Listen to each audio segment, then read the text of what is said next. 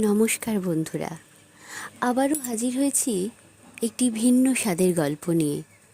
গল্পের নাম পাখির বাসা, লেখিকা আশাপূর্ণা দেবী। শুরু হচ্ছে আজকের গল্প পাখির বাসা।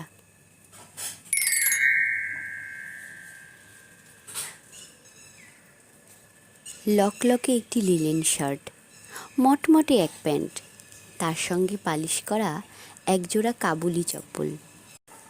আর কি চাই? এর বেশি আর কি দরকার? একবার কোনো ক্রমে এতটুকু জোগাড় করে ফেলতে পারলেই বেশ কিছুদিন মান মর্যাদা বজায় রেখে চলা যায়। এছাড়াও বেশি আরেকটি জিনিস লাগে, সে হচ্ছে চুলের কায়দা। তা সে তো বিনে খরচেই হয়। কাচানো বা ইস্ত্রি করবার জন্যে ধোপার মুখাপেক্ষী হবার দরকার নেই। ওটা আজকাল গেরস্ত লোকে সহজ করে নিয়েছে, শিখে নিয়েছে বিদ্যেটা। ওই বিদ্যের জোরে শক্তিপদ একটি স্যুটের ওপর দিয়ে বছর দেড়েক ধরে বাবুয়ানা চালাচ্ছে। অবশ্যই রোজ নয়, সপ্তাহে একদিন ওর বাবুগিরি। শহরতলির এই পাখির বাসা থেকে প্রত্যেক রবিবারে রবিবারে ও চলে যায় কলকাতায়। সেখানে নাকি ওর বড় মানুষ মামা মিস্টার এস.এন. ঘোষের বাড়ি। নামের আগে এখনও মিস্টার ব্যবহার করেন। সোজা বড়লোক নয় তাহলে। শক্তিপদ সহকর্মী পাড়ায় যারা থাকে ঈর্ষান্বিত হয়ে তাকিয়ে দেখে শক্তিপদকে। যখন সে লকলকে লিলেন শার্ট সঙ্গে মটমটে প্যান্ট পরে মশমশিয়ে পাড়ার মাঝখান দিয়ে হেঁটে যায়। মামার কথা সকলেই জানে। আর অত বড়লোক মামা যে গেঞ্জি কলের মজুর শক্তিপদকে ভাগ্নে বলে স্বীকার করেন, শুধু স্বীকার করাই নয়, হপ্তান্তে হাপিত্যেশ করে বসে থাকে তাকে দেখবার জন্যে। এইটিতেই তাজ্জব বনে যায় তারা। অবশ্যই অমন মামা থাকতে এমন অবস্থা কেন শক্তিপদর? এই প্রশ্ন প্রথম প্রথম উঠেছে, কিন্তু শক্তিপদর লুকো ছাপা নেই, ঢাক ঢাক গুড়গুড়ো নেই। ও স্পষ্টই স্বীকার করেছে, মামা মামি চোখের মনি করলে কি হবে? মামা তো ভাইরা একটু ইয়ের চোখে দেখে, তা দোষ দেওয়া যায় না তাদের। তারা হলো সব এক একটি কেষ্ট বিষ্টু। এম.এ পাশের নিচে কেউ নেই। মামা তো বোনও পর্যন্ত বিএ পাস। তারা নন ম্যাট্রিক শক্তিপদকে হতজ্ঞান না করে কি করবে? সেই জন্যেই নিজের বিদ্যের উপযুক্ত কাজ বেছে নিয়েছে শক্তিপদ। তবে বুড়ো বুড়ি যে কদিন আছে, হপ্তায় হপ্তায় না গিয়ে পারে না। আগে শক্তিপদ কাজ করত গেঞ্জি কলে, খেত ওখানকারই পাইস হোটেলে, আর থাকতো একটি মুদি দোকানে।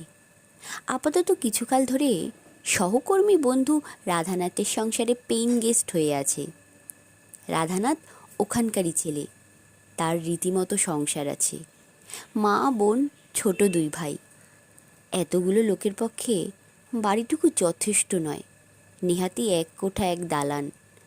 তবু ওরই মধ্যে যে জালানটুকু একটু কোণ ঘিরে বন্ধুকে ঠাঁই দিয়েছে। নিজের ঠাঁইয়ের অভাব বলেই বোধহয় বন্ধুকে ঠাঁই দেওয়া সহজ হয়েছে। প্রাচুর্য থাকলে হতো কি না সন্দেহ। সুবিধের আস্বাদ যারা জেনেছে তারাই অসুবিধের ভয়ে কাটা হয়ে থাকে। আর অসুবিধেই যাদের সঙ্গী, জীবনে যারা জানল না সুবিধের চেহারাটা কি, তাদেরই ভয় কি? রাধানাথের মোজেক করা বাথরুমের ভাগ নেবে না শক্তিপদ, নেবে না খাবার পাতের মাখন সন্দেশেরও ভাগ। রাধানাথ রাস্তার কলে গিয়ে চান করে, শক্তিপদ তাই করবে। রাধানাথ ভোরবেলা আখের গুড় দিয়ে বাসি রুটি খেয়ে কাজে ছোটে, শক্তিপদ তাই ছুটবে। রাধানাথ খেটে খুঁটে এসে চটা ওঠা এনামেলের গ্লাস নিয়ে চা নিয়ে বসে, শক্তিপদ তাই বসবে। তবে আর ভাবনা কি? শক্তিপদ বড় লোকের ভাগ্নে, তাতে কি? তার জন্যে তো শক্তিপদ চালিয়াত নয়। শুধু বড় মানুষ মামার বাড়ি যাওয়ার সময় ষষ্ঠব্যযুক্ত হয়ে না গেলে নিজেরও লজ্জে, তাদেরও লজ্জা। তাই এই সাজসজ্জা, নইলে এমন অমায়িক ছেলে হয় না। রাধানাথের মা বলে, ছেলে নয় তো হীরের টুকরো। রাধানাথের বোন অবশ্যই অন্য কথা বলে, তা সে নেপথ্যেই বলে। সে অনেক রকম কথা জানে, তার শখও অনেক। নিজেদের বাড়ির এই পাখির বাসার নামটিও তারই দেওয়া। একটি কাগজে বড় বড় করে পাখির বাসা লিখে দেয়ালে সেঁটে রেখেছে। সন্ধ্যের পরে রাস্তার দিকে 1.5 হাত চওড়া রোয়াকে সঙ্গীতের জলসা বসে। রাধানাথ একটি ভাঙা হারমোনিয়াম নিয়ে গান গায়। শক্তিপদও একটা অ্যালুমিনিয়ামের ডেচকি বাজিয়ে তাল দেয়। একটি একটি করে এসে জোটে পানু, মানিকলাল, সুধীর। কোনোদিন খানিক দাঁড়িয়ে দাঁড়িয়ে চলে যায়, কোনোদিন ওরই মধ্যে একটু জুতজাত করে বসে। অনেক দিন থেকে ইচ্ছে একজোড়া বায়া তবলা কেনে, সে আর কুলিয়ে উঠছে না। সাংঘাতিক দাম হয়ে গেছে যে আজকাল, কারণ গান বাজনার চাষটা আজকাল খুব জোর হচ্ছে তো। আর তবলা যেন রীতিমতো জাতে উঠে পড়েছে। মামার কাছে চাইলে অবশ্যই একজোড়া বায়া তবলার দাম কিছুই না, কিন্তু ওইটি শক্তিপদর ধাতে সয় না, ওই চাওয়া। বরং নিজের কত কষ্টের টাকা, তাই থেকেই এটা ওটা উপহার হিসেবে নিয়ে যায়। হেও হবে কেন? মাঝে মাঝে যেদিন বাইরের লোক থাকে না, রাধানাথের বোন কানন রোয়াকের ভেতরের দিকে ঘরের চৌকাঠে বসে। বসে থাকতে থাকতে শক্তিপদর তবলা পিটানোর বহরে হেসে খুন হয়। হাসতে হাসতে বলে, ও শক্তিদা, একটু আস্তে, গরিবের ডাল সিদ্ধ হয় ওতে, ফুটো হয়ে গেলে কালকে সে ভাতে ভাত। ভাতে ভাত মোটেই খেতে পারে না শক্তিপদ, তাই ওইটি কাননের তাকে খ্যাপানোর অস্ত্র। তাছাড়া এর চাইতে উচ্চাঙ্গের পরিহাসবাণী শিখলই বা কবে সে? ঘাটতি যে এদের সব দিকেই, বিদ্যেয় ঘাটতি, বুদ্ধিতে ঘাটতি, শিক্ষায় ঘাটতি, ভাড়ারে ঘাটতি। সেই জন্যেই হয়তো বিধাতা পুরুষ ওদের হৃদয়ের দিকে কিছু বাড়তি রেখেছেন। নইলে ব্যালেন্স ঠিক থাকবে কি করে? নইলে বাড়তিদের সঙ্গে পাশাপাশি জায়গা নিয়ে টিকে থাকতো কি করে? বিশ্বের বাজারে দাঁড়িপাল্লায় সে হাস্যকরভাবে হালকা হয়ে উঠে পড়ত। রাধানাথের মাটি বড় ভালো মানুষ। বোন কানন ঠিক মায়ের উল্টো। দরজাল বললেই ঠিক বলা হয় ওকে। বাড়তি একটি লোককে শখ করে বাড়ি ডেকে এনে রাধানাথ যে তার খাটুনি চতুর্গুণ বাড়িয়ে দিয়েছে, এ কথা সে অহরহ ঘোষণা করছে। আবার ইচ্ছে করে খাটতেও ছাড়ে না। মনে হয় বাড়তি লোকটার জন্যে আরও 4 গুণ খাটলেও বুঝি ক্লান্তি আসবে না তার। নইলে শক্তিপদর জামা সাবান দিয়ে দেওয়া, রান্নার মাঝখানে ইস্ত্রি তাতিয়ে দেওয়া, এত কী গরজ তার? রাধানাথ মাঝে মাঝে মুখোরা বোনের মুখের জন্য ক্ষুব্ধ হয়, কিন্তু যখন দেখে শক্তিপদ সে বাক্যবান প্রসন্ন মনে মনে নিচ্ছে, তখন স্বস্তি পায়। গানের আসর থামলে কাননই আগে উঠে পড়ে। এবেলা রান্নাবান্নার ভার তার ওপর। এরা উঠবার আগেই তাড়াতাড়ি জায়গা করে খেতে দেয়। খেতে বসে শক্তিপদ গলা ছেড়ে বলে, রান্না হচ্ছে আজকাল চমৎকার। ভাগ্যিস সকালবেলাটা মাসিমার হাতে হাঁড়ির ভার, তাই কোনো রকমে বেঁচে থাকা। কানন রান্নাঘর থেকে খড়খড় করে ওঠে। কুমড়ো আর কচু দিয়ে লোকের বউরা এসে কি কোরমাকারি রাঁধবে দেখবো। শক্তিপদ সেই কুমড়ো কচু ঘন্ট দিয়ে অম্লান বদনে খান 10 রুটি সেটে বলে, পড়লো কথা সবার মাঝে, যার কথা তার গায়ে বাজে। আমি তো কাউকে ডেকে ডুকে কিছু বলিনি। কানন সঙ্গে সঙ্গে উত্তর দেয়, গায়ের চামড়া যার গন্ডারের নয়, তার গায়ে কথা শুধু বাজেই যে না, ফোসকাও পড়ায়। বুঝলেন মশাই? ডেকে না বললেই কি বোঝা যায় না? আমি ছাড়া আর কে আছে? রাধানাথ আগে আগে এ ধরনের কথাবার্তায় একটু হকচকিয়ে যেত। বোন তার মুখরা সত্যি, কিন্তু একটা বাইরের লোকের কাছে একটু সমীহও করবে না? এখন সয়ে গেছে, এখন হাস্যবদনে এই কৌতুক উপভোগ করে। কিন্তু রাধানাথ আঁচতে গেলে শক্তিপদ যে কথাটা বলে সেটা খাটো গলায় বলে, বলে, যখন তখন লোককে কেউ তুলে খোঁটা দেবার মানে? কাননও গলা খাটো করে বলে, ফোরলো কথা সবার মাঝে, যার কথা তার গায়ে বাজে। আমি তো কাউকে ডেকে ডুকে হেঁকে বলিনি। রাধানাথের আশার দিকে তাকিয়ে তাড়াতাড়ি বলে নেয় শক্তিপদ, এর উত্তর তোলা রইল। কই কানন, উনুনের আঁচ রাখনি? হায় হায়, আমার যে একটু দরকার ছিল। বলাই বাহুল্য, শেষের কথাটা আবার চওড়া গলায় উচ্চারিত হয়। কাননও চড়া গলায় বলে, আপনার তো দরকারের মধ্যে ইস্ত্রি তাতানো, সে কাজ মিটে গেছে। মিটে গেছে তার মানে? তার মানে ইস্ত্রি করে রাখা আছে। এত কষ্ট করতে তো কাউকে বলা হয়নি। আমি কথার বলার তর্কায় থাকি না, যা করি নিজের খুশিতে করি। শক্তিপদ আরও কিছু বলতে যাচ্ছিল, রাধানাথ এসে তাড়া দেয়, কি এখনো কোদল চলছে? ভোরবেলা উঠতে হবে না? রাধু, তুই তো বেশ বলছিস, কাল বারটা কি? ও হো হো হো। রাধানাথ হেসে ওঠে, রবিবারটা ভুলে যাচ্ছি। আরে, জোরালো বা ঘোরালো ভাষা এদের নেই, তা বলে সুখ দুঃখ আনন্দ বেদনার প্রকাশও নেই তা নয়। এমনই জলু জলু আর সাধারণ সাধারণ কথা হলেও মনে করে বেশ মজার কথা বলা হলো। মজাটা এইখানে, রবিবার সকাল থেকে মামাবাড়ি যাওয়ার তোড়জোড় চলে। আগে সকালের দিকেই রওনা দিত। আজকাল কেন কে জানে কেমন যেন সময় গড়িয়ে যায়। সেই খাওয়া দাওয়ার সময় এসে যায়, কাজেই দুটো খেয়ে একটু জিরিয়ে তারপর যাওয়া।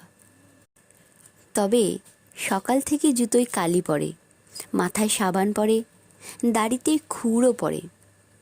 বেরোবার সময় কানন একটি পানের খিল নিয়ে এসে বলে, সাহেবের পান খাওয়া চলবে? পান?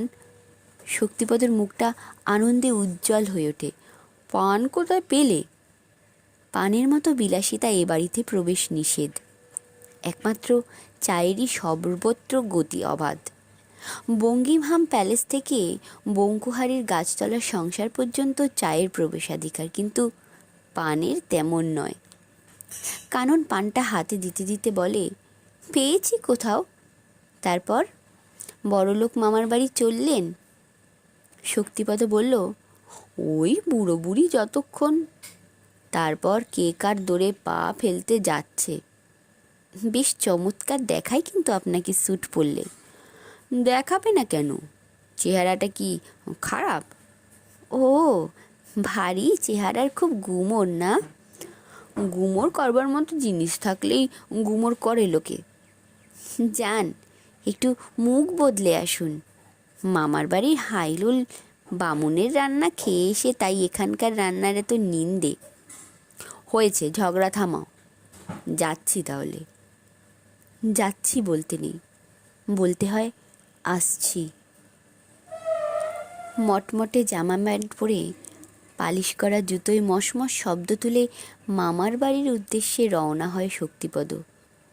পিছনে রোয়াকে দাঁড়িয়ে দাঁড়িয়ে অনেকক্ষণ দেখতে থাকে কানন। একসময় মা ঘর থেকে ডাকে, কানন। মনে হয় কানন শুনতেই পেল না। কিছু একটা পরে আবার ঢুকে গেল। মা বলে, বাইরের দাওয়ায় হাঁ করে দাঁড়িয়েছিলি কেন? হাঁ করে আবার কি? একবার একটু হাঁফ ফেলে বাসবারও দোষ আছে নাকি? গরুও তো একবার গোয়াল থেকে বেরোয়। মা থতমত খেয়ে বলে, রাগ করছিস? পাড়ার পাঁচজনে পাছে কিছু বলে তাই সামলে মরি। ওদিকে শক্তিপদ তার ফর্সা স্যুটটি অতি কষ্টে সামলে সুমলে গোয়া বাগানের একটি বস্তির সামনে এসে দাঁড়ালো। বস্তির সামনেই রাস্তার কল, কলের আশেপাশে জনারণ্য। রমণীর সংখ্যাই অবশ্য তুলনায় অনেক বেশি। শক্তিপদ এসে দাঁড়াতেই একটি মেয়ে একজন বর্ষীয়সীয়কে উদ্দেশ্য করে আস্তে আস্তে সম্ভ্রমের সুরে বলে, এই যে দাশুর মা, তোমার ভাগ্নে এসছে। দাশুর মা আধ বালতি জল না হতেই বালতিটাকে টেনে তুলে সরে এসে মোহ বিগলিত স্বরে বলে, এই যে বাবা এসেছ, চলো, ভালো আছে তো? শক্তিপদ ওর সঙ্গে সঙ্গে গলির মধ্যে ঢুকতে ঢুকতে বলে, আছি একরকম। তারপর তুমি ভালো আছো তো মামা? তোমার মামার কথা আর বলো না বাবা, আবার সেই হাঁপানি চাগিয়েছে। তক্তপোষের পাশে একটি প্যাকিং বাক্স উপুড় করে রাখা, ওইটি শক্তিপদর জন্য নির্দিষ্ট রাজাসন। মস্ত বড় চাকরে ভাগ্নে, কোথাকার কোন গেঞ্জি কলের নাকি ম্যানেজার। যে লোক 2 ঘন্টার জন্যে সরে নড়ে এলে কলের কাজ বানচাল হয়ে যায়, সেই ভাগ্নি ফি হপ্তায় 5 ঘন্টার জন্যে সরে নড়ে আসে মামা মামিকে দেখবার জন্যে। এ কি সোজা কথা? মামা মামি ভাগ্নের এই মহানুভবতায় বিগলিত। তাছাড়া যখন আসে, রুগ্ন মামা খাবে বলে সন্দেশ, বেদানা, নাশপাতি, কমলালেবু ইত্যাদি নানা জিনিস নিয়ে আসে। আবার মাঝে মাঝে মামার কি ভালো লাগবে না লাগবে জেনে বুঝে কিনে দিও মামি বলে নগদ টাকাও কিছু দেয়। মামা ভয়ানক মানি লোক, ভাঙে তো মচকায় না। অনেক দুঃখে নামতে নামতে একেবারে এই বস্তিতে এসেছে। জীবনযাত্রার মান অনেক খাটো করেছে, কিন্তু মানই খাটো হয়নি। আর্থিক সাহায্য হিসেবে দিতে চাইলে সে ভাগ্নের টাকা পত্রপাঠ ফেরত দিত, কিন্তু শক্তিপদর এতটা অকৃত্রিম স্নেহের নিদর্শন ঠেলতে পারে না। তা মামা এমন মামি বলেই শক্তিপদ এমন নির্ভয়ে আসতে পারে, নইলে বড় চাকরের পক্ষে গরিব আত্মীয়ের বাড়ি আসা কি সহজসাধ্য ব্যাপার? মামা জিজ্ঞাসা করে, তোদের কলের কাজটা কেমন চলছে? শক্তিপদ নড়ে চড়ে টাইট হয়ে বসে বলে, তা আজকাল ভালোই চলছে। ধর্মঘটের হিড়িকটা তেমন নেই, সুতো পাওয়া যাচ্ছে যথেষ্ট। আগের চাইতে মাল অনেক বেশি ছাড়তে পারা যাচ্ছে। মামা এই ঘরে নিতান্তই বেমানান একটি চকচকে স্যুট পরা সুকান্তি মূর্তিটির পানে তাকিয়ে স্নেহাসিক্ত কণ্ঠে বলে, তা আজকাল খাটুনি তেমন বেশি নেই, বিনা উপদ্রবেই মিল চলছে যখন। খাটুনি? শক্তিপদ একটু উচ্চাঙ্গের হাসি হেসে বলে, খাটুনির কথা আর জিজ্ঞাসা করো না মামা। এই হপ্তায় একদিন এসে মামির হাতে খেয়ে যাই, তাই দেহটা টিকে আছে। আগাগোড়া তদারকি সবই তো আমার ঘাড়ে। মামি ঘরে ছিল না। এইবার একটি ডিশ পেয়ালায় চা এনে সামনে ধরে বসে, চায়ের সঙ্গে 2খানা পাঁপড় ভাজা খাবে বাবা? শক্তিপদ হা হা করে ওঠে, না মামি না, তুমি একটু বসো স্বস্তি হয়ে। মামি মনে মনে হাসে, স্বস্তি? যতক্ষণ না এই রাজঅতিথিকে খাইয়ে দাইয়ে পাঠাতে পারছে, ততক্ষণ কি তার আর স্বস্তি আছে? কিন্তু এই অস্বস্তির মধ্যে আনন্দও আছে, গৌরব আছে। এর জন্যে বস্তির আর সকলে কত সমীহ করে। ওপাশের ঘরে শৌখিন বউ চাপা চায়ের পেয়ালা দেয়, হয়তোবা চাও করে দেয়। এপাশের মোটা গিন্নি রান্নায় সাহায্য করে দিয়ে যায়। মামির উনুনে আঁচ ভালো না হলে আপনার জ্বলন্ত তোলা উনুনেটি গামছা দিয়ে ধরে নিয়ে যায়। ওদের মাত্র 2 বুড়ো বুড়ির সংসার, তা কত জিনিসেরই অভাব। ভাগ্নে এলেই সকলে খোঁজ নেয় কিছু লাগবে কি না। কর্তার ভয়ে সামনাসামনি কিছু নেবার উপায় নেই, কিন্তু মামি লুকিয়ে চুরিয়ে নেয়। হলো না হয় কারুর ঘর থেকে 1 চিমটে আদা, একটু পেঁয়াজ, হলো না হয় 2 কাঁচা লঙ্কা কি 1 চিমটে 5 ফোড়ন। শক্তিপদ বলে, লুচি টুটি করতে যেও না মামি, রুটি করো রুটি। তোমার হাতের রুটি তার স্বাদই আলাদা, আর আমার রাঁধুনি বেটার হাতে লুচি ঘুঁটি হয়ে দাঁড়ায়। লুচিতে অরুচি ধরিয়ে দিয়েছে হতভাগা। শুনে মামি সারদার বুকটা করকর করে। কত পয়সা খরচ করে, তবু ভালো খাওয়ার পায় না ছেলেটা।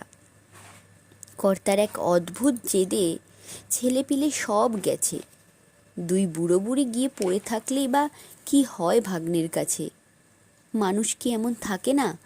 তাছাড়া অমন ভাগ্নে। শক্তিপদ নিজে একটা মানুষের জন্যে যা খরচ করে সারা হয়ে, তার অর্ধেক খরচে 3টে মানুষ চালিয়ে দিতে পারত সারদা, অথচ খাওয়া দাওয়াও ভালো হতো। ওই ওই জেদেই সর্বনাশ করেছে।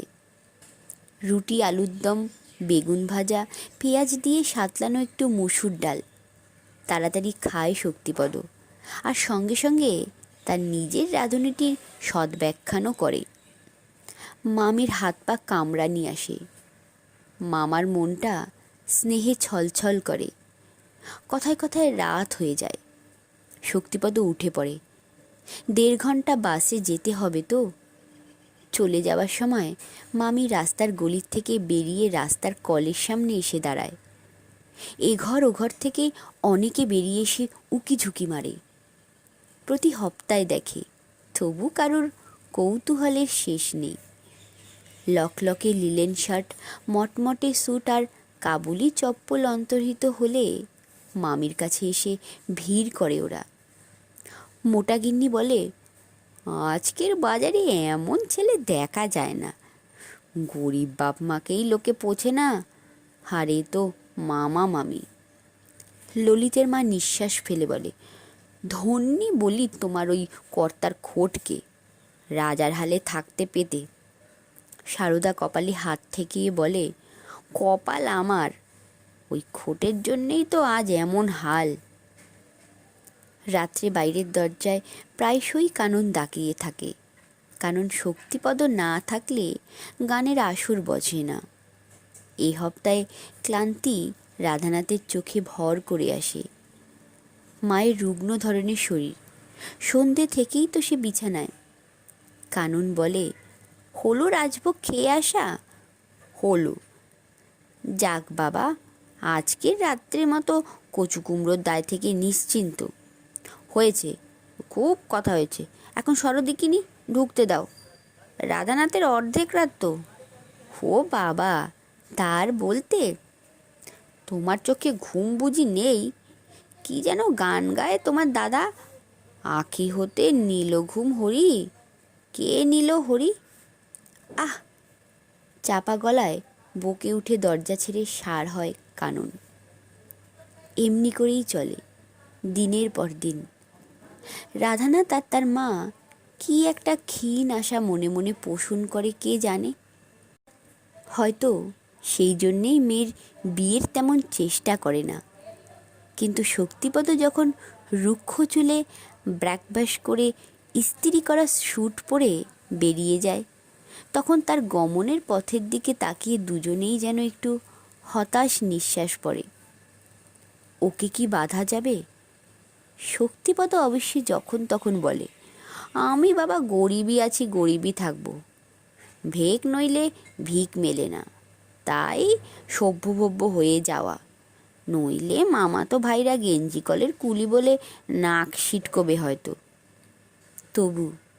তবু যেন সন্দেহ রয়ে যায়। কিন্তু একদিন ওদের পাখির বাসায় এলো ঝড়। সন্ধ্যের পরে যেমন গানের আসর বসে তেমনই বসেছে। ঘরের চৌকাটের ভেতরে কানন আছে বসে, শক্তিপদ মহোৎসবের ডেচকি বাজাচ্ছে। এমন সময় একটা সাইকেল রিক্সা এসে দাঁড়ালো। তার মধ্যে একটা ট্রাঙ্ক আর বিছানা, আর বালতি বাসন গোছের 2-1টা কি। চেনা রিক্সাওয়ালা, এই অঞ্চলেই ওর বাস। সে গাড়ি দাঁড় করিয়ে এসে কাছে এসে বলে, এই যে দেখুন তো রাধানাথ বাবু, এই মেয়ে ছেলেটি কাকে খুঁজে বেড়াচ্ছেন। আমায় বললেন এখানে যে গেঞ্জি কল আছে তার ম্যানেজারের বাড়ি যাব। যতই বোঝাই, ম্যানেজার এখানে কোথায়, সে কলকাতায় থাকে, মোটরে চড়ে আসে। সে কথা কে শোনে? সেই এক জেদ, নাম শক্তিপদ, গেঞ্জি কলের ম্যানেজার। ইনি নাকি তার মামি, আমাদের শক্তিপদ বাবু নয় তো। শক্তিপদ ডেচকিতে হাঁচ থেকে বজ্রা হাতের মতো তাকিয়ে দেখে। রাধানাথ শশব্যস্তে উঠে বলে, মামি? শক্তিপদর মামি? কানন অজ্ঞাতস্বরে রোয়াক থেকে নেমে ফুটপাতে এসে দাঁড়ায়। রাধানাথ ফিসফিস করে বলে, ব্যাপার কি শক্তিপদ? উকি দিয়ে দেখ তো কে? ম্যানেজারের মামি শক্তিপদকে খুঁজবে কেন? খুঁজবে কেন সেই উত্তর কে দেবে? শক্তিপদর কি আর কথা কইবার শক্তি আছে? তবু উঠতে হয়। রাধানাথের ঠেলায় রিকশাখানার কাছে গিয়ে দাঁড়াতে হয়। আর ওকে দেখার সঙ্গে সঙ্গেই মামি চিৎকার করে উঠে বলে, ওরে শক্তি বাবা রে, তোর মামা আমাকে ফাঁকি দিয়ে চলে গেছে রে। উত্তাল তরঙ্গ কিছুটা শান্ত হলে মামিকে রোয়াকে তোলা হয়। হাত ধরে তোলে কানন। কাননের মা উদ্ভ্রান্তের মতো রোয়াকে দাঁড়িয়ে থাকে। জিনিসপত্রগুলো নামিয়ে রিকশাখানা ছেড়ে দেওয়া হয়। মামি এতক্ষণে একটু স্থির হয়ে চারদিকে তাকিয়ে ক্ষুব্ধ স্বরে বলে, এমন অখেদ্দে জায়গায় তুমি আড্ডা দিতে এসছো বাবা? সারা শহর ঘুরে বেরিয়েছি আমি। মুখ পড়া রিকশাওয়ালা বলে কিনা ম্যানেজার আবার কে, সে এখানে থাকে না। শক্তিপদ দাস বলে একজনকে চিনি, রাধানাথের বাড়ি থাকে, সে তো কলের মজুরি। শোনো দেখি কথা, চলো বাবা চলো তোমার বাড়িতে। মানি লোক কখনো তো নুইয়ে ডুবে দেবেনি। মরণকালে বলে গেল চলে যেও শক্তিপদর কাছে। আমাদের বস্তির একটি ছেলে সঙ্গে করে এনে বাস থেকে রিকশায় তুলে দিয়ে পালালো, বলে কিনা বড় লোকের বাড়ি যেতে পারবো না। শক্তির মুখে তবুও কথা নেই। সেই যে ঘাড় হেঁট করে থাকে, মুখই তোলে না। মামার শোকটা তাকে বড্ড বেশি লাগিয়েছে। কানন বলে, আচ্ছা মামিমা, আপনি এখন একটু বিশ্রাম করুন, তারপর ঠিক জায়গায় যাবেন। মামি সন্দিগ্ধভাবে ওদের দিকে তাকিয়ে বলে, না বাছা, এখানে আর বিশ্রাম টিশ্রামের দরকার নেই। দুঃখী মানুষ আমরা, আমাদের আবার বিশ্রাম? শক্তি, চলো বাবা, বাড়ি চলো।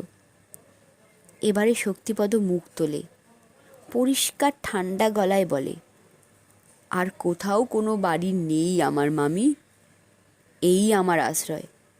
এরা দয়া করে একটু আশ্রয় দিয়েছে, তাই এখানে আছি। রিকশাওয়ালা তোমায় ঠিকই বলেছে, শক্তিপদ দাস কলের কুলি। অনেক ঝড়ের পর যখন চারিদিক শান্ত হয়েছে, মামি আশ্রয় পেয়েছেন কাননের মায়ের বিছানায়। তার মামির জিনিসপত্রগুলো জায়গা পেয়েছে চৌকির তলায়। আর খানচারেক বাতাসা আর একটি এক ঘট জল নিয়ে শক্তিপদর বিছানার শিয়রে এসে দাঁড়ালো কানন। শক্তিপদর মামা মরেছে, অশৌচি, খায়নি কিছু, সকালে চান করে তবে খাবে। জল একটু খাও শক্তিদা। শক্তি শুয়েছিল, ধর্মর করে উঠে বলে, এখনো তুমি আমার মুখ দেখছো কানন? কানন মৃদু হেসে বলে, কেন, মুখটা কি অপরাধ করলো? এত বড় হতভাগা মিথ্যের মুখ দেখলে পাপ হয় কানন? আমাকে তোমার ঘেন্না করা উচিত। কানন এবারে প্রায় শব্দ করে হেসে উঠে বলে, মুখ্য মেয়ে মানুষের কি অত উচিত অনুচিত জ্ঞান থাকে শক্তিদা? সে জ্ঞান থাকলে তো অনেক আগেই ঘেন্না হওয়া উচিত ছিল। আগে আগে তো তুমি অনেক আগেই বুঝে ফেলেছিলাম শক্তিদা, মেয়ে মানুষ যতই মুখ্য হোক, তাকে ঠকানো বড় শক্ত। সে সব জেনে বুঝে চুপ করে থাকে কেন জানো? পাছে তার পাখির বাসাটা ভেঙে যায়। শক্তিপদ বিহ্বলভাবে বলে, সব বুঝে ফেলেছিলে? সব। তবু তুমি, তবু আমি, বলে মুখ তুলে হঠাৎ একটু অন্য ধরনের হাসি হাসে কানন, যে হাসির সঙ্গে মুখ্য বিদ্বানের কোনো তফাৎ নেই। এতক্ষণ শুনছিলেন গল্প পাখির বাসা। গল্প পাঠিয়েছিলাম আমি মুনমুন। খুব তাড়াতাড়ি আরেকটি ভিন্ন স্বাদের গল্প নিয়ে হাজির হব। ততক্ষণ সবাই সুস্থ থাকবেন, খুব ভালো থাকবেন। নমস্কার।